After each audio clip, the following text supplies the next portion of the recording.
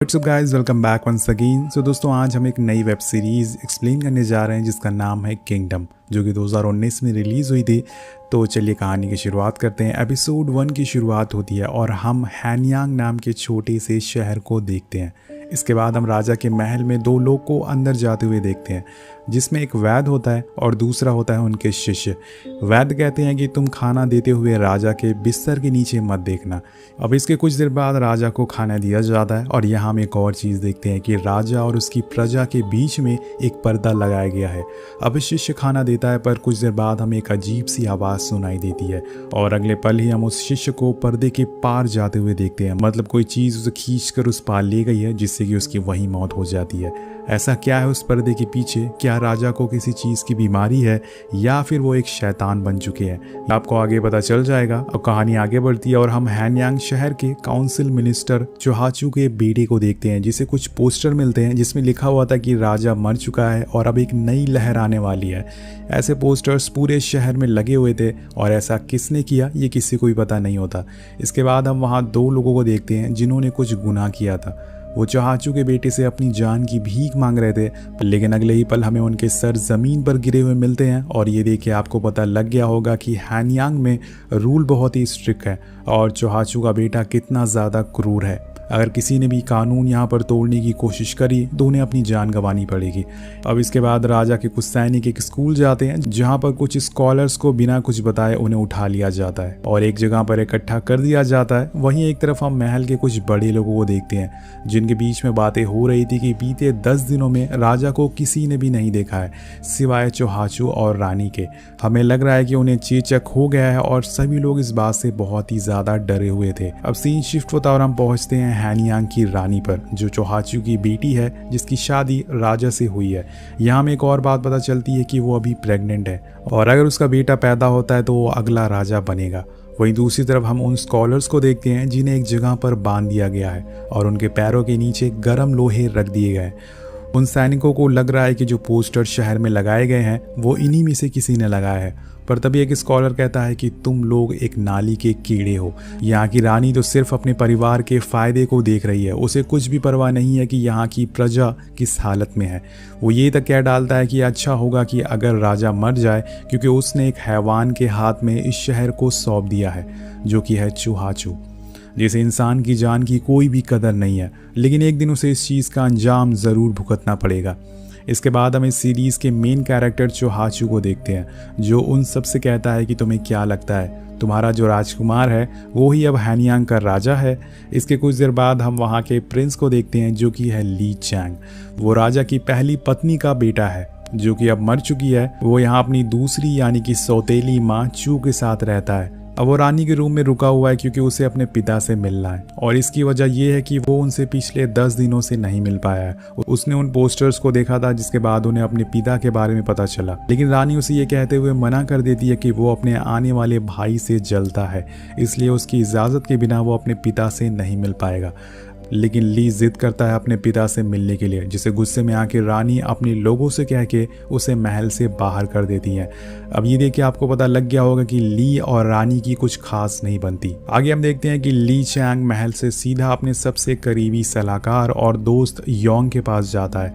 वो उसे काम देता है जो कि उसके लिए बहुत ही मुश्किल था और उसका काम होता है कि उसे रॉयल लाइब्रेरी से जर्नल लेके आना है, जहाँ 24 घंटे सिपाही तैनात रहते हैं। वो ये करने से मना कर देता है, लेकिन बाद में उसे उसकी बात माननी पड़ती है। दरअसल उस जर्नल में राजा की हर हरकत लिखी जाती है कि उन्होंने दिन भर क्या किया, क्या खाया, किससे बातें करी। अब सब कुछ जिसे कि देख के ली चैंग को पता चल जाएगा कि उसके पिता के साथ क्या हुआ है। अब रात हो जाती है और ली चैंग का सब्र नहीं होता, जिस वजह से वो अपने पिता से मिलने के लिए महल के अंदर चला जाता है। वो सिपाहियों से छुपते हुए आखिरकार उनके कमरे तक पहुंच जाता है, पर वहां जाके उसे कुछ बहुत ही अजीब दिखता है। उसे पर्दे के पीछे एक मॉन्स्टर की परछाई दिखती है, जो कि उसकी तरफ बढ़ने लगती है। उस पूरे कमरे में किसी चीज की सड़ने की बदबू भी आ रही थी। अब वो बहुत ही ज्यादा घबरा जाता है, लेकिन अगले पल ही वहाँ की लाइट चली जाती है, जिससे वो परछाई भी वहाँ पर गायब हो जाती है और जिसके बाद वो बाहर आ जाता है, जहाँ उसे चोहाचू का बेटा देख लेता है और वो उसे बोलता है कि तुम यहाँ राजा के कमरे में क्या कर रहे हो। तो बोलता है कि मैं यहाँ पर अपने पिता से मिलने आया हूँ। लेकिन मैंने यहाँ एक शैतान को देखा है। लेकिन यहाँ पर उसकी बातों पर कोई भी यकीन नहीं करता कि उसने क्या देखा है। जिसके बाद वो आगे बढ़ता है, पर चोहाचू का बेटा उसके गले पे तलवार रख देता है और कहता है कि रानी का आदेश है, तुम्हें राजा से नहीं मिलने दिया जाएगा। लेकिन वो नहीं मानता और अंदर चला जाता है, जहाँ उसे चोहाचू दिखता है जो पर्दे के इस पार बैठा हुआ था। वो उसे बताता है कि राजा इस टाइम यहाँ नहीं है, वो रानी के कमरे में उनसे मिलने गए हैं। अब सीन कट होता और हम योंग को देखते हैं, जिसे वो जर्नल मिल गई थी। वो ली चैंग को दिखाता और बताता है कि राजा को कुछ दिन पहले तेज बुखार आया था, जिसकी वजह से उन्हें स्मॉल पॉक्स हो गया था। लेकिन सोचने वाली बात यह है कि उस दिन के बाद उस जर्नल में कोई भी एंट्री नहीं की गई है। अब ये देखकर वो थोड़ा सोच में पड़ जाता है कि ऐसा क्या हो गया मेरे पिता के साथ जो कि इस जर्नल में नहीं लिखा गया। लेकिन इसी बीच उन्हें एक नाम मिलता है जो कि होता है ली सॉन्ग हुई, जो 3 साल पहले तक महल में काम किया करते थे, लेकिन उसके बाद उन्हें किसी ने नहीं देखा। लेकिन इस जर्नल में लास्ट एंट्री उन्हीं के नाम की थी, यानी कि 10 दिन पहले वो यहाँ पर आए थे राजा को देखने के लिए। लेकिन क्यों, उन्हें यहाँ पर क्यों बुलाया गया था और वो आखिर रहते कहाँ पर है? और यही जानने के लिए ली और योंग अपना भेष बदलकर उन्हें ढूंढने के लिए कुछ जगहों पर जाते हैं। इसके बाद हम सीओ नाम की लड़की को देखते हैं, जो कि ली सॉन्ग हुई की स्टूडेंट थी। वो वहाँ के वैद्य घर में काम करती थी, वहाँ आने वाले लोगों को खाना देती थी। लेकिन यहाँ पर हमें पता चलता है कि वहाँ के लोग अब भूख से मर रहे हैं, क्योंकि अब उस जगह पर खाने की कमी हो गई है। और अगले पल ही हम उसी वैद्य को वहाँ पर देखते हैं जिन्हें हमने कहानी की शुरुआत में देखा था। वो अपने साथ एक बॉक्स लेकर आए थे। अब सारे लोग उस बॉक्स को देखकर बहुत ही खुश होते हैं, क्योंकि उन्हें लगता है कि वो अपने साथ खाना लेकर आए हैं। पर उस बॉक्स को खोलने पर पता चलता है कि उसमें उसी शिष्य की लाश है जो उनके साथ राजा के पास गया था। उसे देखकर ऐसा लग रहा था कि मानो किसी ने बहुत ही बेरहमी से उसे काटा हो। सीओ भागते हुए उनके पास आती है और घबराते हुए पूछती है कि आखिर वहाँ क्या हुआ था, ये सब कैसे हुआ। लेकिन वैद्य उसका कोई भी जवाब नहीं देते और बिना कुछ बोले वहाँ से चले जाते हैं। वही हम स्कॉलर्स के हेड को देखते हैं, जहाँ पर उन लोगों के साथ चूहाचू भी मौजूद होता है। वो सारे लोगों को बता रहा होता है कि उसके स्कॉलर्स ऐसा नहीं कर सकते, ज़रूर किसी अंदर के आदमी का काम है जिन्होंने दीवारों पर ये पोस्टर लगाए हैं। तभी चूहाचू कहता है कि ज़रूर ये काम ली चैंग का होगा, क्योंकि उस संदेश में लिखा हुआ था कि अब एक नई लहर आने वाली है। क्या वो ये साबित करना चाहता है कि राजा के बाद अब वही राजा बनेगा? क्या वो नई लहर वही तो नहीं है? वो फौरन आदेश देता है उसे अपने पास लाने के लिए, जिसके बाद उसके बेटे ली चैंग के साथ रहने वाले लोगों से पूछताछ करना शुरू कर देते हैं। और कुछ लोग उसे बताते हैं कि उन्होंने उसे नहीं देखा, वो पिछले 2 दिनों से ही गायब है। ये सुनते ही चोहाचू का बेटा उनमें से एक आदमी को मार डालता है। वहीं हम ली और योंग को देखते हैं, जो एक जगह पहुंचते हैं। ली सॉन्ग सुई, जिसे कि ये लोग ढूंढ रहे हैं, कुछ दिन पहले तक यहाँ पर आया था और वहाँ पे एक आदमी लोगों को बताता है कि कुछ दिन पहले वो यहाँ से जा चुका है, क्योंकि उनके साथ आया हुआ एक लड़का बहुत ही बीमार हो गया था। और तभी ये सुनकर ली पूछता है कि क्या उसे भी स्मॉल पॉक्स हुआ था? तो वो कहता है कि नहीं, जब मैंने उसे देखा तो ऐसा लग रहा था कि शायद उसे किसी जानवर ने काटा हो, उसके पूरे शरीर पे काटने के निशान थे। अब ये सुन के ली बहुत ही ज़्यादा दंग रह जाता है कि आखिर ये आदमी क्या बोल रहा है। जिसके बाद वो फैसला करता है डोंगयाई जाने का, लेकिन योंग उसे मना करता है वहाँ जाने के लिए। लेकिन ली कहता है कि मेरा अब हैनयांग में कोई भी नहीं है, मुझे जानना ही हुआ कि आखिर मेरे पिता को साथ क्या हुआ है, क्यों वो लोग मुझे उनसे मिलने नहीं दे रहे हैं। और हाँ, मैं तब तक ही राजकुमार हूँ जब तक रानी अपने बेटे को जन्म नहीं दे देती, उसके बाद वो लोग मुझे भी मार डालेंगे, इसलिए मुझे जाना ही होगा। वहीं दूसरी तरफ हमें पता चलता है कि चूहाचू को पता चल गया है कि ली चैंग डोंगयाई गया है, और इसीलिए वो उस पर झूठे देशद्रोह का आरोप लगा देता है और जहां भी वो उसे दिखे उसे मारने का आदेश देता है। जिसके बाद काफी सारे सैनिक उसे ढूंढने के लिए निकल जाते हैं। वहीं दूसरी तरफ हम डोंगयाई में सीओ को जड़ी बूटियां इकट्ठा करते हुए देखते हैं। जब वो वापस आश्रम पहुंचती है तो देखती है कि वहाँ के सारे लोग खाना खा रहे हैं। तो ये देख के बहुत ही ज़्यादा शौक हो जाती है कि आखिर उन लोगों को खाने को किसने दिया है। वो फौरन जाके योंगशिन से पूछती है कि ये क्या है, तो वो बताता है कि उसने एक हिरन का शिकार किया था और वही पका के वो इन लोगों को दे रहा है। अगर वो ये नहीं करता तो ये लोग भूखे मर जाते। लेकिन हैरान करने वाली बात ये थी कि जब सीओ उस खाने को देखती है तो उसमें उसे एक इंसानी उंगली मिलती है, और ये देखकर वो बहुत ही ज़्यादा दंग रह जाती है। वो फौरन योंगशिन से पूछती है कि आखिर ये सब क्या चल रहा है। और इसके बाद में पता चलता है कि जिस शिष्य की लाश को लेके वैद्य हैनयांग से यहाँ पर लाए थे उसे इसने पका दिया है और वही सबको खिला दिया है। मतलब दोस्तों, इनकी भूख इतनी ज़्यादा बढ़ गई थी कि एक इंसानी लाश को खा रहे थे। अब रात हो जाती है और सीओ को कुछ हलचल सुनाई देती है। जब वो बाहर जाती है तो देखती है कि सारे लोगों को पेट में दर्द हो रही है। वो एक एक करके मरते जा रहे हैं क्योंकि उन्होंने उस लाश को खाया था। अब योंगशिन फौरन आके सबको देखता है, पर इसी बीच उसे सीओ के दरवाजे के पीछे से कुछ आवाज़ें सुनाई देती है। उसे वहाँ पर खून भी दिखता है और जब हम दरवाजे के उस पार देखते हैं तो हमें पता चलता है कि उस लाश को खाने के बाद लोग अब ज़ॉम्बीज़ बन चुके हैं और वहाँ काम करने वाली एक औरत को खा रहे हैं। और ये एक बहुत ही ज़्यादा भयानक सीन होता है। तभी सीओ को अपनी तरफ एक ज़ॉम्बी आते हुए देखता है और इसी सस्पेंस के साथ ये एपिसोड यहीं ख़त्म हो जाता है। तो आपको क्या लगता है कि आखिर राजा को कौन सी बीमारी हुई है और आखिर उस लाश में ऐसा क्या था कि उसके खाने के बाद लोग ज़ॉम्बीज़ में बदलना चालू हो गए? क्या हैनियांग में कोई बीमारी फैल गई है? तो इन सब का जवाब आपको अगले एपिसोड में पता चलेगा। ये वेब सीरीज़ आपको कैसी लग रही है नीचे कमेंट करके ज़रूर बताएगा। चलिए एपिसोड 2 की शुरुआत करते हैं। यहाँ हम राजा के बेटे ली और उसके दोस्त योंग को देखते हैं जो हैनियांग गांव जा रहे हैं। तो वो गांव इसलिए जा रहे हैं ताकि ली पता लगा सके कि उसके पिता के साथ क्या हुआ था। जब वो गांव पहुंचते हैं तो वहाँ हर तरफ खामोशी थी और ये वही खामोशी होती है जो मौत के पहले आती है। तो इन्हें यहाँ पर कोई भी जिंदा इंसान या जानवर नहीं दिखता, लेकिन हर तरफ बस सामान बिखरा हुआ था। अब बाहर से आश्रम को बंद किया गया था ताकि कोई भी बाहर ना आ सके। उसके ऊपर नुकीले कांटे भी लगाए होते हैं। अगर आपने पहला एपिसोड देखा है तो आपको पता होगा कि यहाँ पर एक्चुअल में क्या हुआ है। अब ये लोग पता लगाने की कोशिश करते हैं कि यहाँ पर क्या हुआ था और तभी योंग का पैर फ्लोर के नीचे चला जाता है और फ्लोर के अंदर का सीन देखकर इनके होश उड़ जाते हैं क्योंकि सभी की लाशें फ्लोर के नीचे दबाई गई थी। अब ली फौरन पुलिस वालों को बुलाता है और उन्हें बाहर निकलवाता है। यहाँ सभी बिल्डिंग के नीचे लोगों की लाशें दबी हुई थी जो कि लगभग 48 लोगों की थी। और तभी ली को एक बात और पता चलती है कि जिस गुरु को ये लोग ढूंढ रहे हैं उसकी लाश यहाँ नहीं है, मतलब कि वो अभी भी जिंदा है। इधर हम मजिस्ट्रेट को देखते हैं जो कि बिल्कुल मस्त टाइप का बंदा था। वो आराम से खाना खा रहा होता है और डांस देख रहा होता है और तभी उसके पास वो लाशें आती हैं जिसे देखकर उसकी फट के फ्लावर हो जाती है। वो ऑफिसर को जल्द से जल्द कल्प्रिट को ढूंढने को कहता है जिसने ये सारा कांड किया है। इधर ली और योंग को गुरु अभी भी नहीं मिले थे, इसलिए वो उन्हें ढूंढने के लिए एक नई जगह डोंगाई जाते हैं। कहानी आगे बढ़ती है और हम चोहाचू के बेटे को देखते हैं। वो अपने सैनिकों को ऑर्डर देता है कि अगर राजा ली कहीं भी मिले तो उन्हें लेके मजिस्ट्रेट ऑफिस आ जाओ। इसके बाद हम महल से कुछ लोगों को लाशें ले जाते हुए देखते हैं जो कि राजा के कमरे से ले जा रहे थे।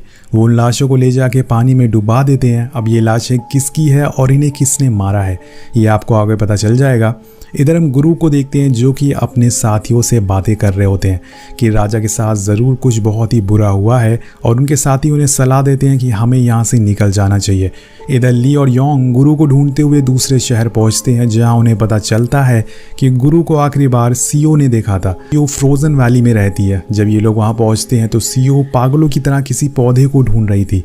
जब ये लोग उसे पूछते हैं कि वो क्या कर रही है तो सीओ बताती है कि वो एक पौधे को ढूंढ रही है जिससे कि ये बीमारी ठीक हो सके। अब वो इन लोगों को बताती है कि बहुत सारे लोगों की लाशें यहाँ पर गांव में दबी गई है। तभी ली बोलता है कि हाँ, हमने उन लाशों को मजिस्ट्रेट के ऑफिस में पहुँचा दिया। और ये सुनने के बाद सीओ बहुत ही ज़्यादा घबरा जाती है और बोलती है कि वो लाशें नहीं हैं, वो फिर से ज़िंदा हो जाएंगी। हमें उन्हें जल्दी से जल्दी ढूंढना होगा, नहीं तो बहुत ही बड़ी तबाही आ जाएगी। इधर हम योंगशिन को देखते हैं जो लकड़ियां लेके वापस आश्रम में आता है और देखता है कि सैनिकों ने लाशों को बाहर निकाल लिया है। ये देखकर वो फौरन उनसे लड़ने आता है और पूछता है कि वो मरे हुए लोग कहाँ हैं। और इधर हम उन लाशों को देखते हैं जिन्हें मजिस्ट्रेट देख रहा होता है कि आखिर उनकी मौत कैसे हुई है। तभी वहाँ भागते हुए योंगशिन पहुँचता है और कहता है कि मैं ही वो इंसान हूँ जिसे तुम लोग ढूंढ रहे हो। मैंने सभी को मरते हुए देखा है। और सभी उसे कल्प्रिट समझने लगते हैं और उस पर टूट पड़ते हैं। वो उन्हें समझाने की कोशिश करता है कि ये लोग मरे नहीं हैं, ये वापस ज़िंदा हो जाएंगे, लेकिन उसकी बातों पर कोई भी यकीन नहीं कर रहा था और उसे पकड़ लिया जाता है। और इधर सीओ ली से कहती है कि हमें आश्रम जाकर सभी को रोकना होगा वरना वो मरे हुए लोग वापस आ जाएंगे और हमें ये सूरज ढलने से पहले वहाँ जाना होगा।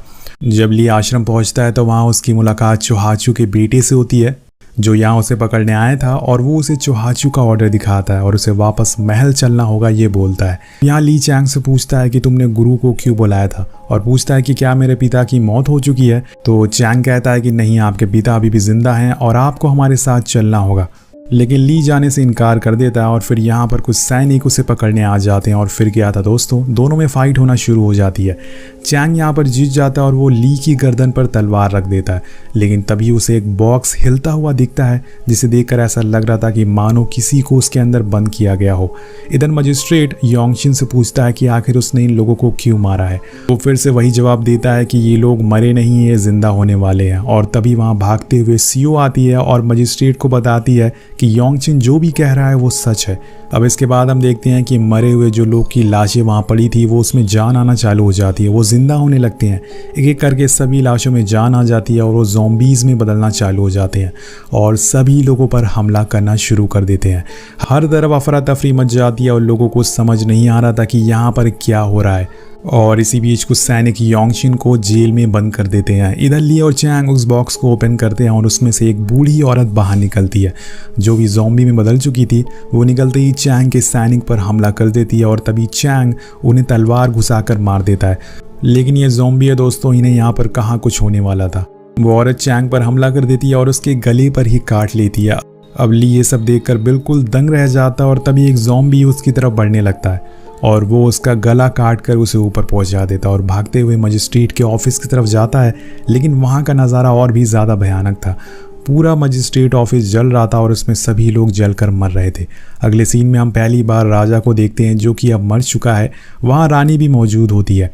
तो चुहाचू रानी से कहता है कि जब तक रानी अपने बच्चे को जन्म नहीं दे देती हमें राजा को जिंदा रखना होगा और अभी उसमें 1 महीना बाकी है। और थोड़ी देर बाद राजा को होश आना चालू हो जाता है। धीरे धीरे उसकी शक्ल बदल रही थी और फिर वो पूरी तरह से ज़ॉम्बी में बदल जाता है। उसे जंजीरों से बांध कर रखा गया था और तब तक उसे जिंदा रखा जाएगा जब तक कोई दूसरा राजा नहीं बन जाता। इसी के साथ ये एपिसोड यहीं ख़त्म हो जाता है।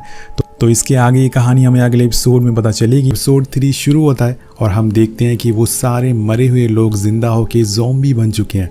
जैसे कि हमने पिछले एपिसोड में देखा था, यहाँ वो सारे सैनिकों के पीछे पड़ जाते हैं। कुछ तो उनकी चपेट में आ जाते हैं पर बियोंग और कुछ सैनिक बच जाते हैं जो भागते हुए जेल की तरफ जाते हैं। पर वहाँ भी ज़ॉम्बीज़ आ जाते हैं जो कुछ लोगों को काट लेते हैं। अब मजिस्ट्रेट खुद को उसी जेल में बंद कर लेता है जिसमें कि सीओ बंद है। इन लोगों के साथ एक सैनिक भी होता है जो कि जेल का ताला बंद करता है। पर तभी एक ज़ॉम्बी उसे भी काट लेता है जिसके कुछ समय बाद वो भी एक ज़ॉम्बी में बदल जाता है। पर यहाँ मौका रहते हुए सीओ उसे मार देती है जिससे कि वो खुद की और मजिस्ट्रेट की दोनों की जान बचा लेती है। अब यहाँ एक जुड़वा कैदी भी होते हैं जो एक दूसरे के साथ बंधे हुए थे, लेकिन उनमें से एक ज़ॉम्बी बन जाता है और दूसरा नहीं। और जब ज़ॉम्बी वाला दूसरे को काटने की कोशिश करता है तो वो उसे काट नहीं पाता। इसी तरह से उन दोनों में भागा दौड़ी मची रहती है। उधर दूसरी तरफ योंगशी बचे हुए लोगों की जान बचा रहा था। तभी वो देखता है कि उसकी तरफ एक औरत भागते हुए आ रही है जिसके साथ उसका बच्चा भी है। अब योंगशी उसे हाथ देता है जिससे कि वो उसे बचा सके, लेकिन इससे पहले कि वो उसे ऊपर खींच पाता वो ज़ॉम्बीज़ उसे पकड़ लेते हैं और उसे भी मार डालते हैं। पर यहाँ पर वो लोग उसके बच्चे को बचा लेते हैं और उसे सेफ जगह पर ले जाते हैं। अब दोस्तों यहाँ योंगशी बहुत ही परेशान था क्योंकि जहाँ पे वो लोग छुपे हुए थे वो एक टेरिस थी जिसका दरवाज़ा लॉक था, जिसे खोलना बहुत ही मुश्किल था। पर वहीं दूसरी तरफ अब पूरे शहर में लोग ज़ॉम्बीज़ बनना चालू हो गए थे। हर तरफ तबाही थी और शाही लोग अपनी जान बचाने के लिए छुप रहे थे। इसी बीच एक बच्ची दूसरे बस्ती में चली जाती है जहाँ वो एक लड़की को काट लेती है, जिसके बाद आपको पता है कि यहाँ पे क्या होने वाला है। उस बस्ती में भी हर तरफ लाशें बिछना शुरू हो जाती है जिसके कुछ ही देर बाद वो ज़ॉम्बीज़ में बदल जाते हैं। उसी बस्ती के एक घर में हम देखते हैं कि एक माँ ने अपनी बेटी को बॉक्स में बंद कर दिया था ताकि वो उसे कुछ नुकसान ना पहुंचाए, पर लेकिन उसकी दूसरी बेटी बाहर ही रह जाती है। अब वो अपनी माँ से कहती है कि माँ आप मुझे डरा रही हैं, आप ऐसा क्यों कर रही हैं। लेकिन उसकी माँ का अपने ऊपर कंट्रोल नहीं है, वो उसे पकड़ कर खा जाती है। अब ये वायरस दोस्तों पूरे कोरिया में फैलना शुरू हो गया था। अगर जल्दी इसे रोका नहीं गया तो ये मुसीबत बन सकता है। पर आखिर इसका जिम्मेदार कौन है ये आपको आगे पता चल जाएगा। अब पूरी बस्ती जल रही थी और ये सब दूर खड़ा ली चैंग देख रहा था और उसे कुछ भी समझ नहीं आ रहा था कि आखिर वो क्या करे। पर इसी बीच वो देखता है कि उसके सामने वाले पुल में बचे हुए लोग भागते हुए आ रहे हैं और उनके पीछे हजारों ज़ॉम्बीज़ पड़े हुए हैं। कुछ लोग अपनी जान बचाने के लिए पानी में कूद रहे थे पर कुछ उनका शिकार बनते जा रहे थे। ये सब देख के ली चैंग वहाँ से भागना शुरू कर देता है पर सारे ज़ॉम्बीज़ उसके पीछे पड़ गए थे। लेकिन तभी उसकी जान बचाने के लिए उसका दोस्त योंग वहाँ पर पहुँच जाता है जो उन ज़ॉम्बीज़ पर तीर चलाता है, पर वो इतने ज़्यादा थे कि कम होने का नाम ही नहीं ले रहे थे। अब धीरे धीरे करके वो उन दोनों के करीब आ जाते हैं, पर ली चैंग उनकी गर्दन अलग कर देता है और कहता है कि अगर तुम्हें खुद की जान बचानी है तो इन्हें गर्दन पर वार करना होगा। अब वो दोनों वहाँ से आगे जाने लगते हैं, पर बीच में ली चैंग को कुछ लोग दिखते हैं जो अपनी जान बचाने के लिए भाग रहे थे। चैंग कहता है कि मुझे इनकी मदद करनी होगी। वो कहता है कि हमें बैरिकेड की तरफ भागना चाहिए, वहीं शायद हमें कुछ मदद मिल सके। अब सारे लोग बैरिकेड की तरफ भागते हैं, पर वो तो पहले से ही बंद था। ली उसके ऊपर चढ़ने की कोशिश करता है, पर तभी वहाँ बियोंग का साथी आ जाता है। दरअसल बियोंग के साथियों ने अपनी सैनिकों को बैरिकेड पर कब्जा कर लिया था।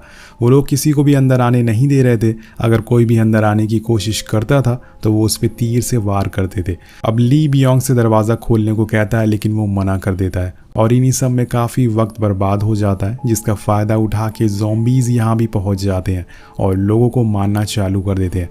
कुछ लोग भागते हैं, जिसमें ली चैंग और यॉन भी शामिल थे। अब वो दोनों भागकर पानी में कूद जाते हैं, जिससे कि उनकी जान बच जाती है, लेकिन यहाँ पर बहुत सारे बेकसूर थे जो कि मारे गए थे। अब यहाँ ली को समझ आ जाता है कि जो भी सीओ ने कहा था वो बिल्कुल सच था। वहीं दूसरी तरफ हम राजा को देखते हैं, जो कि एक दासी का मांस खा रहा था उसे मारकर। जैसे कि आप जानते होंगे कि राजा भी ज़ॉम्बी बन चुका है। अब रानी को देख के चुहाचू कहता है, चुहाचू दोस्तों कमांडर है इस पूरी सेना का। वो कहता है कि जब तक रानी अपने बच्चे को जन्म नहीं दे देती, हमें राजा के खाने का ध्यान रखना होगा। मतलब अभी और लोगों की बलि चढ़ना बाकी है। उधर हम डोंगाई का सीन देखते हैं, जहाँ चारों तरफ ज़ॉम्बीज़ फैले हुए थे। वो बस इसी फिराक में थे कि उन्हें कोई इंसान मिल जाए जिसे वो खा सकें और अपनी भूख मिटा सके। लेकिन तभी हम देखते हैं कि सूरज निकलना चालू हो जाता है और सभी ज़ॉम्बीज़ अंधेरी वाली जगह में भागने लगते हैं। मतलब वो सूरज की किरणों को बर्दाश्त नहीं कर सकते, इसलिए छुपने लगते हैं। इसमें बहुत सारे ज़ॉम्बीज़ कुएं में भी छुप जाते हैं। अब यहाँ सीओ की बात सच हो रही थी। उसने जैसे बताया था कि ये लाशें सिर्फ रात में ही जागती हैं। अब सीन कट होता है और हम राजा को देखते हैं, जिसकी हालत दिन ब दिन खराब होती जा रही है। उसके पास एक आदमी होता है जो उसके स्किन पे जड़ी बूटियां लगा रहा था ताकि राजा की स्किन ज़्यादा बुरी ना लगे, पर ऐसा कब तक चलेगा ये तो समय ही बताएगा। इसके बाद हम रानी को देखते हैं, जो खून लगे हुए जूतों को आग में डाल देती है ताकि किसी बाहर वाले को इस बात का ज़रा भी अंदाज़ा ना हो कि महल में क्या चल रहा है। अगली सुबह बियोंग भागते हुए मजिस्ट्रेट के पास पहुंचता है, तो मजिस्ट्रेट उससे पूछते हैं कि तुम रात भर कहाँ थे, तुम मेरी जान बचाने क्यों नहीं आए। तो बियोंग भी कहता है कि मैं भी अपनी जान बचाने के लिए बैरिकेड पे खड़ा था। इसी बीच वहाँ योंगशी को लाया जाता है और उसे फिर से वही सवाल पूछा जाता है कि ये ज़ॉम्बीज़ कहाँ से आए, और सभी उसे दोषी मान रहे थे। अब योंगशी कहता है कि मैंने तो पहले ही कहा था, लेकिन तुम लोगों ने मेरी बात नहीं मानी। ये लाशें हर रात को उठेंगी और ऐसे ही तबाही मचाएंगी।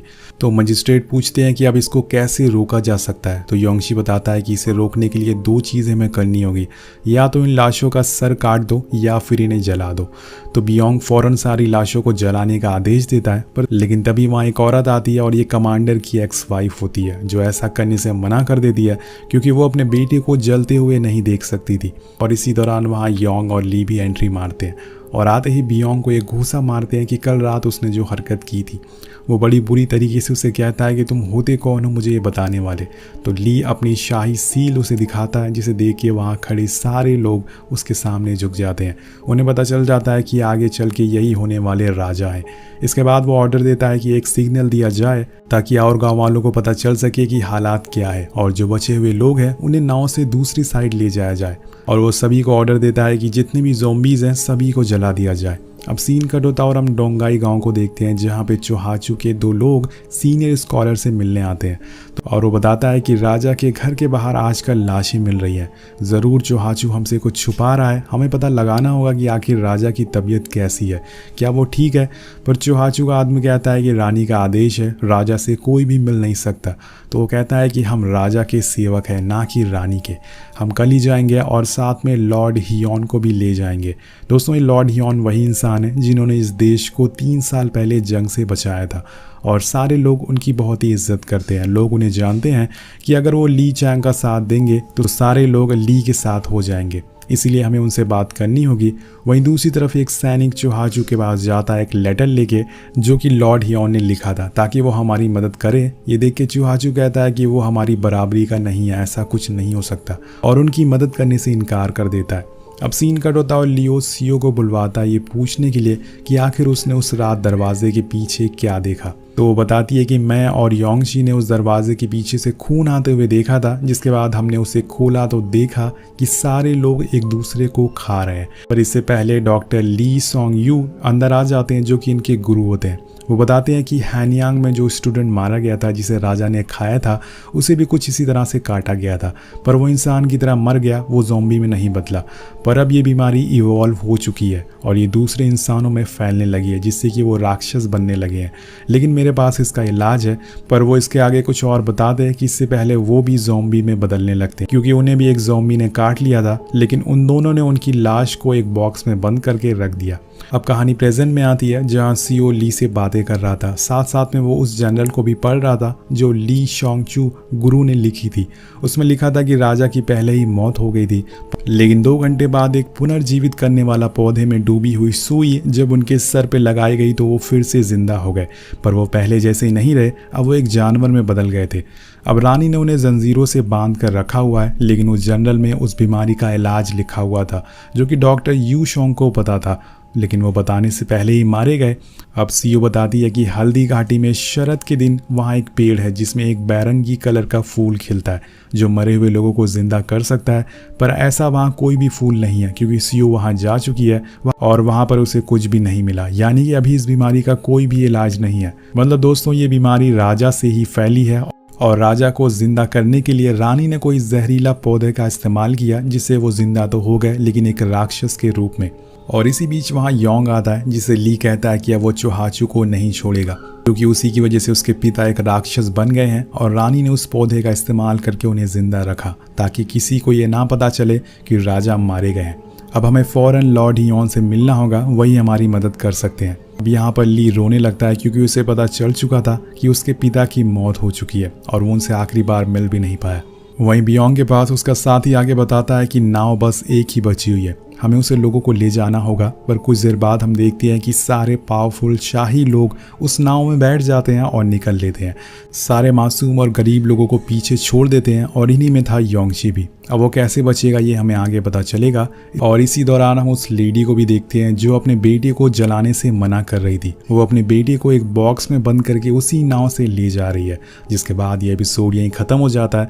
तो अगले एपिसोड में हो सकता है कि नाव में वो ज़ॉम्बी जिंदा हो जाए और हड़कंप मच जाए। तो आपको क्या लगता है कि राजा ठीक हो सकते हैं? क्या ली उस हल्दी घाटी में दोबारा जाएगा इलाज के लिए? ये सब आपको एपिसोड 4 में पता चलेगा। सो गाइज, आप सभी लोगों को बताना चाहूँगा कि हमारा फेसबुक और इंस्टाग्राम चैनल भी है, वहाँ से भी आप हमें फॉलो कर सकते हैं और जानकारी लेने के लिए। वेल गाइज, मिलते हैं आपसे अगली वीडियो में। Thank you so much watching. Peace out.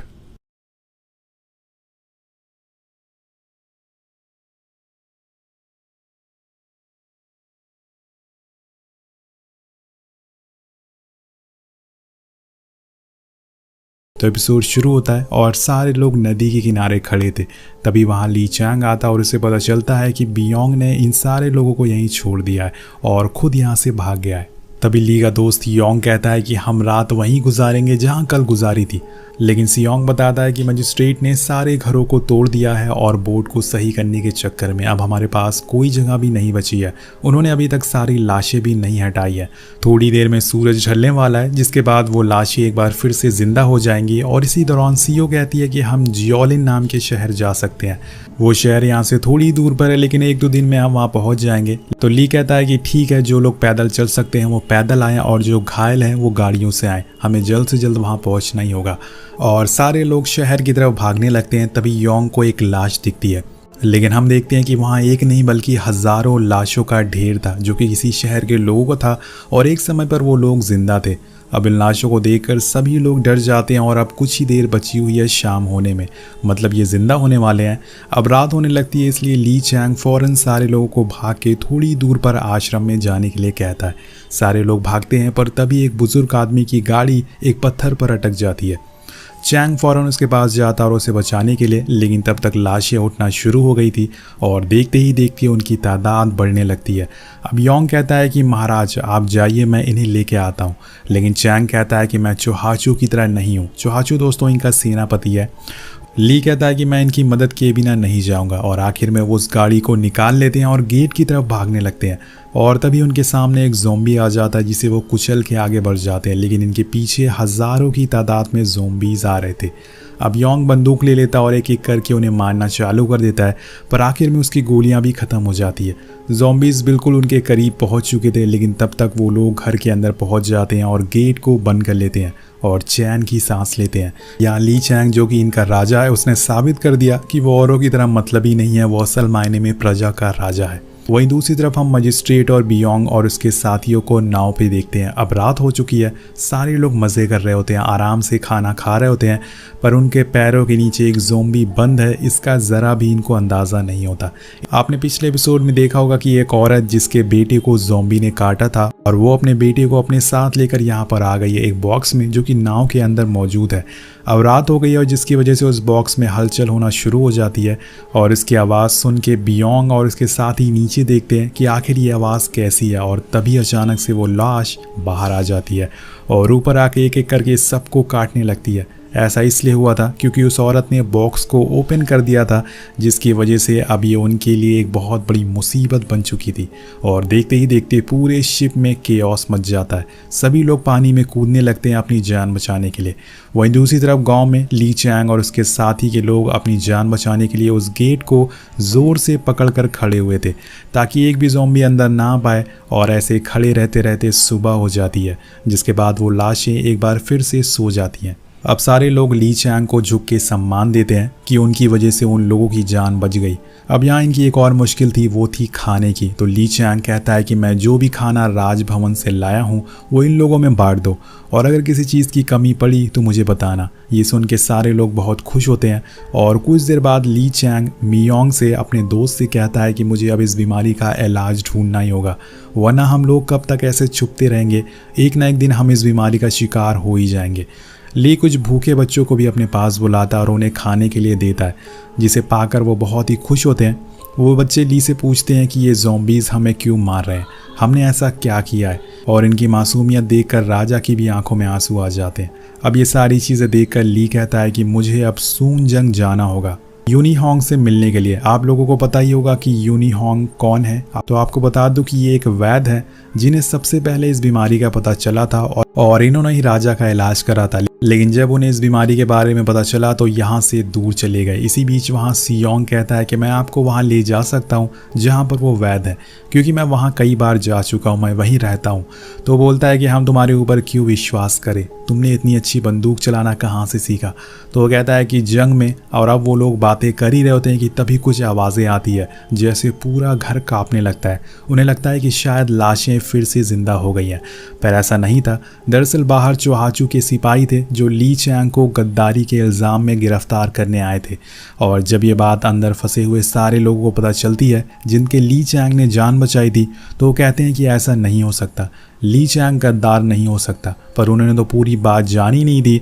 अब एक आदमी बाहर उनसे बात करने जाता है, लेकिन ली चैंग उन्हें मना कर देता और कहता है कि यहीं रहो, ये ज़रूर उन लोगों की कोई चाल होगी। पर इसके आगे वो कुछ और सोचता कि तभी वो सैनिक तीर बरसाना शुरू कर देते हैं, जिसे देख के सारे लोग भागने लगते हैं।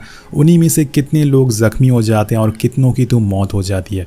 सियोंगची कहता है कि तुम्हें यहाँ से जाना चाहिए, वरना तुम्हारी वजह से हम सारे लोग मारे जाएंगे, तुम्हें हमें मुसीबत में डाल दिया है। इसी बीच ली देखता है कि जिस बच्ची को उसने खाना दिया था वो भी तीर की वजह से मारी गई है, और ये देखकर वो पूरी तरह से टूट जाता है कि उसकी वजह से मासूम लोग मरते जा रहे हैं, इसलिए वो यहाँ से जाने का फैसला करता है। वहीं दूसरी तरफ हम चौहाचू को देखते हैं जिसके हाथ में एक बॉक्स था, और उस बॉक्स में कुछ और नहीं बल्कि उसके बेटे का कटा हुआ सर था, जिसे देख के वो पूरी तरह से ली के खून का प्यासा हो जाता है। वहीं एक तरफ अब उनके सैनिक आश्रम के अंदर घुस चुके थे, लेकिन सियोंची उसे बंदूक से मारता रहता है, जिसकी आवाज़ सुन के बाहर खड़ा सेनापति अंदर आ जाता है, जिसका फ़ायदा उठा के बियोंग और ली चैंग भाग जाते हैं। और इधर घर के अंदर सियो और बियोंग सैनिकों को मार रहे थे, जिसके बाद वो अपने लोगों से कहते हैं कि हमें यहाँ से भागना पड़ेगा, ये जगह खतरे से खाली नहीं है। अब सारे लोग भाग जाते हैं और इधर चैंग और उसका दोस्त जंगल में भाग रहे थे, लेकिन सैनिक अभी भी इनके पीछे थे। तभी बियोंग एक सीटी मारता है, जिसकी वजह से वो दूसरी दूसरी दिशा में जाने लगते हैं। दरअसल बियोंग को उनकी सेना की हर चीज़ के बारे में पता था कि कैसे वो किसी का पीछा करते हैं और कैसे एक दूसरे को संदेश देते हैं। और जब वो सैनिक उसके बताए हुए रास्ते पर आगे बढ़ते हैं तो आगे जाने पर उन्हें खाई मिलती है, जिसका फ़ायदा उठाकर ये दोनों यहाँ से भाग जाते हैं।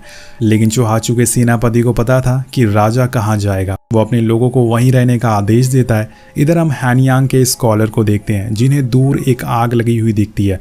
वो समझ जाते हैं कि ज़रूर कोई मुसीबत है या किसी दुश्मन ने हमला कर दिया है। वो सारे फैसला करते हैं कि वो फ़ौरन ये बात राजा को जाके बताएंगे, लेकिन बीच में उन्हें सिपाही रोक लेते हैं। पर तभी वहाँ चोहाचू आता है, जो उन्हें अंदर लेके जाता है। लेकिन वहाँ एक बार फिर उन्हें राजा के बीच में रानी आ जाती है और इस बारी उसकी नहीं चलती। चोहाचू उसका आदेश नहीं मानता।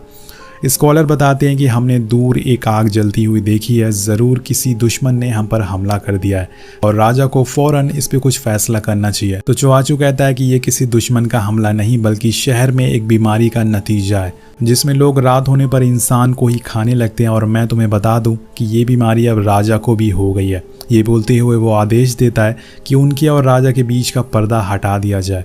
और यहाँ पे हम पहली बार राजा का असली रूप पूरे रूप में देखते हैं, जिसे जंजीरों में बांध कर रखा गया था। अब वो पूरी तरह से इस बीमारी का शिकार बन चुका था।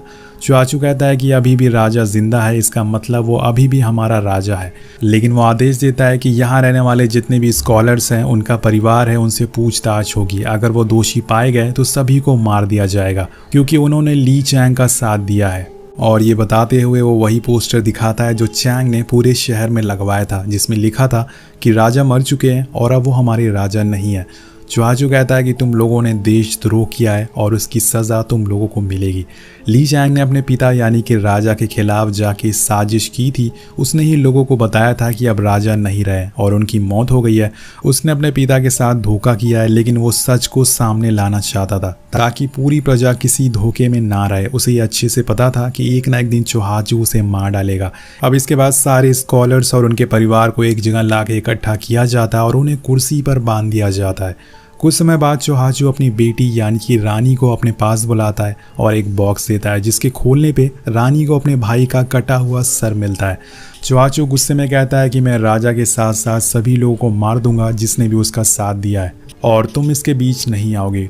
तुम्हें अपने बच्चे को जन्म देना है जो कि अगला राजा बनेगा। तो दोस्तों, आपको पता ही होगा कि रानी प्रेग्नेंट है और चोहाचू ने राजा को इसलिए जिंदा रखा है ताकि रानी अपने बच्चे को जन्म दे सके और फिर वो राजा को मार देगा और सारा राजपाट उसका हो जाएगा। और यही प्लान होता है चोहाचू का। आपको क्या लगता है कि चोहाचू ली चैंग को ढूंढ के उसे मार देगा या फिर चैंग वैद हैनियांग को ढूंढ लेगा और इस बीमारी का इलाज कर देगा? ये सारी जानकारी हमें अगले एपिसोड में पता चलेगी। एपिसोड 5 की शुरुआत में हमें ली चैंग को दिखाया जाता है, जो जंगल के किनारे बैठकर अपने दोस्त योंग से बातें कर रहा होता है। वो उससे कहता है कि मुझे उन लोगों के लिए बहुत बुरा लग रहा है जो इस बीमारी की वजह से मारे जा रहे हैं। मैं उनके लिए कुछ नहीं कर पाया। मैं चोहाचू और उसके जैसा नहीं हूँ। तभी सियो कहती है कि आपने जो किया है वो बिल्कुल सही किया है। कम से कम हम अपने लोगों के पास तो आए, वरना शाही लोगों ने तो हमें मरने के लिए छोड़ दिया था। इसी बीच वो उसके हाथ में लगे चोट को देखती है, जिसके इलाज के लिए वो जंगल में जड़ी बूटियां लेने चली जाती है। अब उसके जाने के बाद योंग कहता है कि मुझे योंगशी के ऊपर शक हो रहा है, कहीं वो हमारा दुश्मन तो नहीं है। वो जिस तरह से उन जानवरों को गोली मार रहा था, और हमें ये भी नहीं पता कि उसका असली नाम योंगशी है या कुछ और है। तो चैंग बोलता है कि अभी वो जैसा भी है, हमें इस समय ऐसे लोगों की ज़रूरत है, वरना हम अकेले पड़ जाएंगे। और तभी वहाँ योंगशी भी आ जाता है, जो बताता है मैं पास के गांव में गया था, वहाँ भी ये बीमारी नहीं पहुँची है, पर वहाँ के लोग अब उस गाँव को छोड़ कर जा रहे हैं। इसी बीच हम सियो को जंगल में देखते हैं, लेकिन तभी उसे कुछ आवाज़ें सुनाई देती है और वो भागते हुए चैंग के पास आती है। वो लोग भी बहुत घबरा जाते हैं कि उसने ऐसा क्या देख लिया। तभी झाड़ियाँ हिलती है और उसके पास से कोई और नहीं बल्कि मैजिस्ट्रेट निकल कर आता है, जिसकी हालत बहुत ही बुरी हो चुकी थी। चैंग उसके मुंह पर पैर रख के कहता है कि तुम्हारी वजह से कितने लोगों की जान चली गई। तब वो बताता है कि मैं जिस जहाज़ में था उस पर भी ये बीमारी फैल गई, पर जैसे भी मैं वहाँ से भाग आया और अब वो जहाज़ सोंगू नाम के शहर में जा रहा है, जिसके पास ही हैनियांग शहर है, जहाँ तक ये बीमारी फैलने में देर नहीं लगेगी। अब ली चैंग और उसके साथी कोई रिस्क नहीं लेना चाहते, इसलिए वो फ़ौरन सोंगू के लिए निकल जाते हैं। और इधर हमें वही जहाज दिखाया जाता है जिस पे बियोंग पाल शामिल था, मतलब मजिस्ट्रेट शामिल था। वो जहाज एक किनारे पे जाके रुका था, पर उसके अंदर बैठे लोग अब पूरी तरह से बीमारी का शिकार हो गए थे और एक ज़ॉम्बी में तब्दील हो गए थे। अब सीन शिफ्ट होकर पहुंचता है उन हियोंग पर, जो कि एक बहुत ही बड़े योद्धा हैं, जिनके पास एक आदमी आता है और उन्हें बताता है कि ये बीमारी डोंगाई और हैनियांग में भी फैल गई है। और इसके बाद वो उस आदमी के साथ एक जहाज़ को देखने जाते हैं और ये वही मजिस्ट्रेट वाला जहाज़ था। लेकिन वहाँ जाने पे इन लोगों को कुछ नहीं मिलता, पूरा जहाज़ खाली था। पर ये कैसे हुआ, वो मरे हुए लोग कहाँ गए, वेल हमें इसके बारे में नहीं बताया जाता। वो शायद भाग गए या फिर गांव पर वो हमला करने वाले हैं। वेल इधर हम ली चैंग और उसके साथियों को देखते हैं जो एक गांव पहुंचते हैं जहां के लोग शाही खाना खा रहे थे। वो उनसे पूछते हैं कि ये शाही खाना तुम्हें कहाँ से मिला। उसमें एक आदमी कहता है कि तुम कौन होते हो हमसे ये पूछने वाले। तभी ली चैंग अपनी तलवार निकालता और सारे उसके आगे झुक जाते हैं। और तब एक आदमी बताता है कि उन्हें ये खाना एक शाही जहाज से मिला और इसमें जो लोग थे उन्हें किसी जानवर ने काटा था। चैंग पूछता है कि उनकी लाशें कहाँ हैं।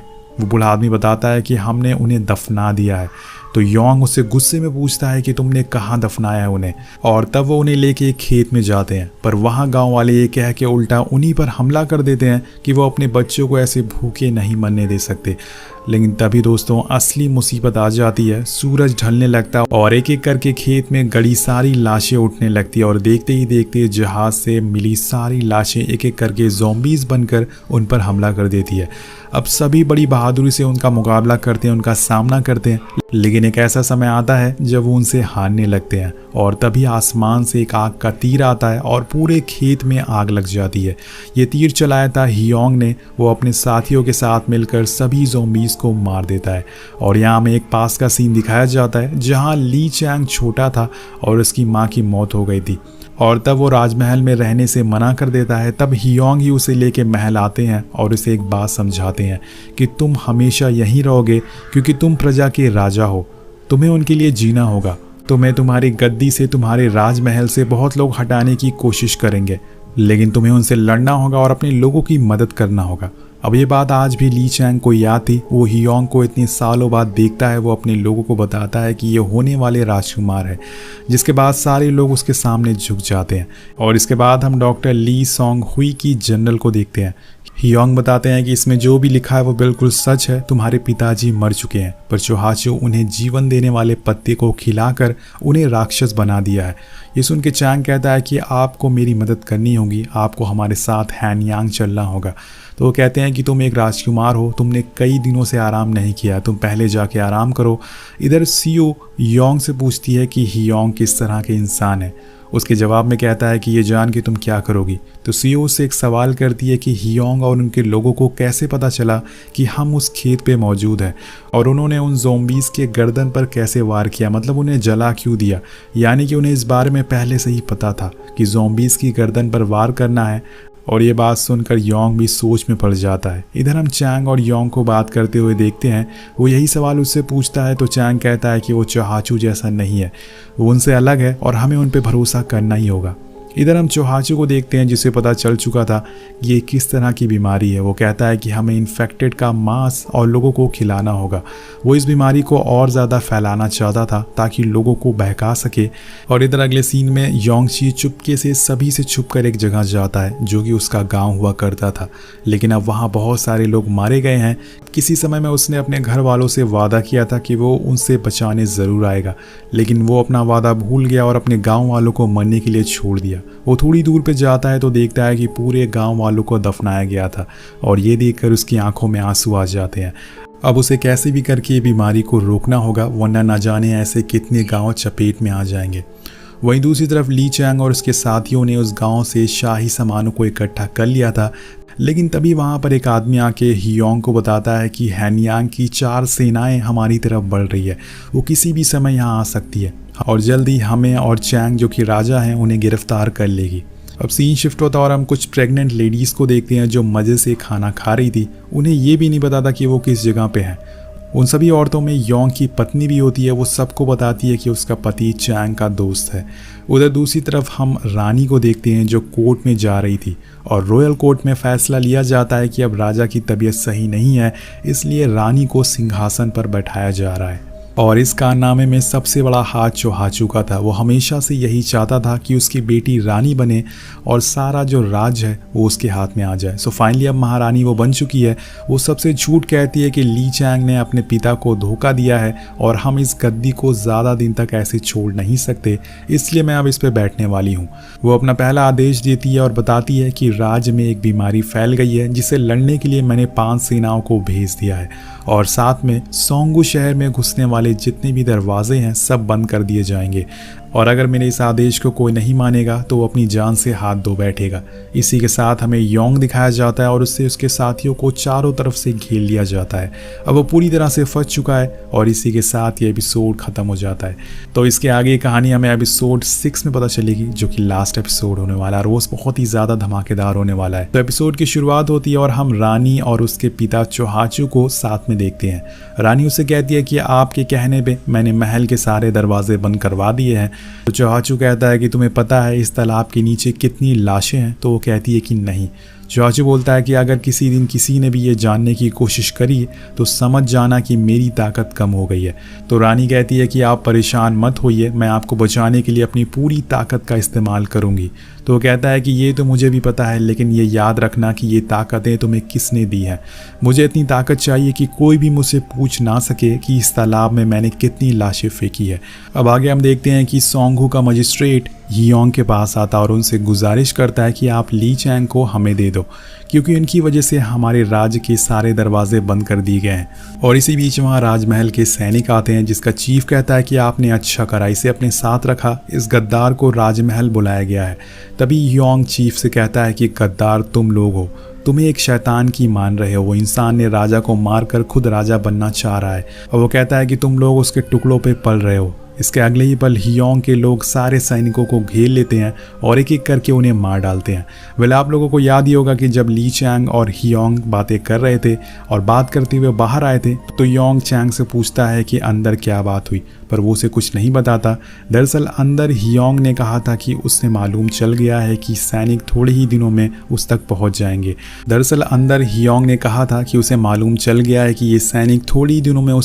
जाएंगे। और ये खबर उसके चाहने वाले ने राजमहल से यहाँ पहुंचाई थी।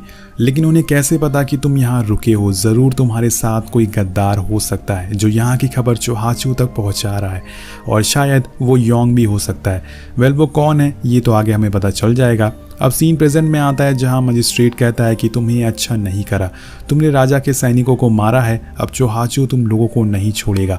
और इसी बीच एक सैनिक भागते हुए उनके पास आता और उन्हें अपने साथ चलने को बोलता है। जब सारे लोग साथ जाते हैं तो देखते हैं कि सोंगू के गेट पे हज़ारों लोगों की भीड़ इकट्ठा हो गई है जो अंदर आना चाहते हैं। ये सारे लोग पूरे शहर के अलग अलग दिशा से आए हुए थे, जिन्हें देख के मजिस्ट्रेट कहता है कि हम गेट नहीं खोल सकते क्योंकि इतने लोगों का खाने का सामान हमारे पास नहीं है। अगर हमने इन्हें अंदर आने भी दिया तो कुछ ही दिनों बाद लोग चोरी करने लगेंगे, जिसके बाद यहाँ दंगे हो सकते हैं। और तब चैंग कहता है कि तो क्या करें, इन्हें ऐसे ही मरने दें। और चौहाचू ने भी गेट बंद करने से पहले ऐसा नहीं सोचा होगा, मगर मजिस्ट्रेट गेट खोलने को राज़ी नहीं होता। तब चैंग उसके गले पे तलवार रख देता और कहता है कि तुम ये फैसला लेने वाले नहीं हो, मैं तुम्हें इस पद से अभी हटा रहा हूँ और इसी समय से मैं अब सोंगू की रक्षा करूंगा। लेकिन यहाँ चैंग के लिए सबसे बड़ी मुसीबत थी कि ये इतने लोगों को रखेगा कहाँ? सोंगू ने तो इतनी जगह है नहीं। तब वो कहता है कि लाशें दिन में मर जाती हैं पर रात होते ही वो ज़ॉम्बीज बन जाती हैं, लेकिन उनकी एक कमज़ोरी है, वो पानी और आग से डरती हैं। सोंगू के तीनों साइड पानी है, अगर हम चौथी साइड भी ब्लॉक कर दें तो ज़ॉम्बीज़ हम तक नहीं पहुंच पाएंगे और हम बच जाएंगे। इसके बाद वो आदेश देता है कि गेट खोल दो, जिससे सारे लोग अंदर आ जाते हैं और यहाँ वो एक असली राजा होने का सबूत देता है। इसके बाद हम देखते हैं कि सारे लोग एक साथ मिलकर रात की तैयारियों में जुट जाते हैं उन ज़ॉम्बी से लड़ने के लिए। कुछ लोग हथियार बनाते हैं तो कुछ लोग जाल बिछाते हैं। और इधर दूसरी साइड हम कुछ प्रेग्नेंट लेडीज़ को देखते हैं, जिसमें एक लेडी की आज डिलीवरी होने वाली है। पर एक लेडी बाहर आकर सबको बताती है कि लड़की हुई है, और बाहर एक दूसरी औरत उससे पूछती है कि बच्चा रो क्यों नहीं रहा है। तो दूसरी वाली औरत कहती है कि माँ और बच्चा दोनों सेफ हैं, अब आप लोग यहाँ से चले जाइए। लेकिन जब वो अंदर जाती है तो हम देखते हैं कि उस औरत का बच्चा मर चुका है। अब उसने ये झूठ क्यों बोला ये तो हमें नहीं पता। वहीं दूसरी तरफ हम राजमहल का सीन देखते हैं जहाँ पे एक नई सेवक आई है। वो बताती है कि मैंने रानी को उनके कपड़े जलाते हुए देखा है। वो दूसरी सेवक से पूछती है कि उन्होंने ऐसा क्यों किया। वो कहती है कि वो उनके कपड़े हैं, वो जो चाहे वो कर सकती है। कुछ देर बाद वहाँ महारानी आती है और सारी सेवक उसके नहाने का इंतज़ाम करने लगती हैं। पर यहाँ आता है कहानी में एक तगड़ा वाला ट्विस्ट। हमें पता चलता है कि रानी प्रेग्नेंट है ही नहीं, बल्कि वो प्रेग्नेंट होने का नाटक कर रही है। और तभी ये सारी चीज़ें देखकर वो सेवक पूरी तरह से शॉक हो जाती है। रानी बस सबको दिखाना चाहती थी कि एक नया वारिस पैदा होने वाला है, लेकिन सच्चाई कुछ और ही थी। उधर हम सीओ और मजिस्ट्रेट को देखते हैं। सीओ ने मजिस्ट्रेट से कुछ जड़ी बूटियां लाने को बोला था, पर वो कुछ खास पूस उठा लाता है और ये देखकर वो उस पर गुस्सा हो जाती है और खुद जाने लगती है। अब वो दोनों जंगल में जाते हैं, पर तभी सीओ को दूर एक जगह दिखती है। वो वहाँ जाने लगती है तो मजिस्ट्रेट कहता है कि इस सेनापति ने वहाँ जाने से मना किया है, वो फ्रोजन वैली के नाम से जानी जाती है। ये सुन के सीओ फौरन उस जगह की तरफ जाने लगती है और ये वही जगह थी जिसके बारे में डॉक्टर ह्यू सॉन्ग के जर्नल में लिखा था कि चोहाचू यहाँ आया था। और तभी सीओ को जीवन देने वाला पौधा मिल जाता है, जिसकी वजह से लोग जिंदा तो हो जाते हैं, लेकिन वो फिर वो ज़ॉम्बीज़ में बदल जाते हैं। और तभी मजिस्ट्रेट को वहाँ कुछ हथकड़ियाँ मिलती हैं। ऐसा लग रहा था कि जैसे किसी को यहाँ बांधा गया हो। तभी उनके पीछे कोई बहुत तेज़ी से भागता है, मतलब जिनको यहाँ बांधा गया था वो ज़ॉम्बीज़ भाग चुके हैं। वहीं दूसरी तरफ हम योंगशी को देखते हैं जो और सैनिकों को बंदूक चलाना सिखा रहा था। ये देख के हियोंग उसे काफ़ी खुश होते हैं। अब धीरे धीरे करके रात होने लगती है तो चैंग के साथ जो भी लोग थे वो अपनी अपनी जगह पर खड़े हो जाते हैं, इस उम्मीद में कि ज़ॉम्बीज़ आएंगे और ये लोग उन्हें मार कर ख़त्म कर देंगे। और इधर चोहाचू मी योंग सॉन्ग राज के दरवाजे पे जाता है। यहाँ गौर करने वाली बात ये थी कि उसके साथ एक ज़ॉम्बी भी था, मतलब वो ज़ॉम्बीज़ को और ज़्यादा फैलाने वाला है, इसलिए वो उसे यहाँ पर लाया है। इधर हम एक घोड़े पे एक कटा हुआ एक हाथ देखते हैं, जिसे देख के योंग आग लगा देता है, क्योंकि अब वो ज़ॉम्बीज़ ज़्यादा दूर नहीं है। वो लोग पूरी तरह से तैयार थे, वो किसी भी समय यहाँ पर आ सकते थे। लेकिन इंतज़ार करते करते सुबह हो जाती है और सूरज देखकर सारे लोग बहुत खुश। पर तभी हम चोहाचू को देखते हैं। वो कहता है कि तुम्हें क्या लगता है, तुम लोग बच गए। अब सीन शिफ्ट होता है और हम ली चैंग को देखते हैं। वो अपने सैनिकों को आज के रात के लिए तैयार होने को कहता है। उसे यकीन था कि वो आज ज़रूर आएंगे। पर तभी चैंग देखता है कि कुछ दूरी पे पंछियों का झुंड उड़ के उनकी तरफ आ रहा है। और तभी पानी में भी हलचल होना शुरू हो जाती है और चैंग एक जलता हुआ तीर झाड़ियों में फेंकता है, जिससे वो पूरी तरह से हिलने लगती है। और तभी हमें सीओ दिखाई जाती है जो अभी भी फ्रोजन वैली में थी। वो मजिस्ट्रेट से कहती है कि ये ज़ॉम्बीज़ दिन में भी आ सकते हैं, क्योंकि इनकी कमज़ोरी सूरज नहीं बल्कि तापमान है, मतलब कि टेम्परेचर है। अगर मौसम ठंडा हुआ तो ये दिन में भी बाहर आ सकते हैं। और वही होता है दोस्तों, चैंग के सामने हज़ारों की नहीं बल्कि लाखों की ज़ॉम्बीज़ की भीड़ आने लगती है, जिसे लड़ना असंभव था। तो यहाँ में पता चलता है कि चोहाचू जो अपने साथ ज़ॉम्बी लेके आया था, उसने वो हैनयांग पर छोड़कर चारों तरफ उसे खुला छोड़ दिया, जिससे ज़्यादा लोग इस बीमारी के शिकार हो गए। और उसका मकसद था चैंग को और मुसीबत में डालना। लेकिन क्या चैंग इससे लड़ पाएगा या फिर वो भी उनकी तरह बन जाएगा? क्या अगला राजा चोहाचू बन पाएगा? इन सब सवालों के जवाब आपको सीज़न 2 में मिलेंगे। ये सीज़न बीच में छोड़ दिया गया है। अगर आप सीज़न 2 देखना चाहते हैं तो नीचे कमेंट करके ज़रूर बताएगा। मिलते हैं आपसे अगली वीडियो में। Thank you so much watching. Peace out.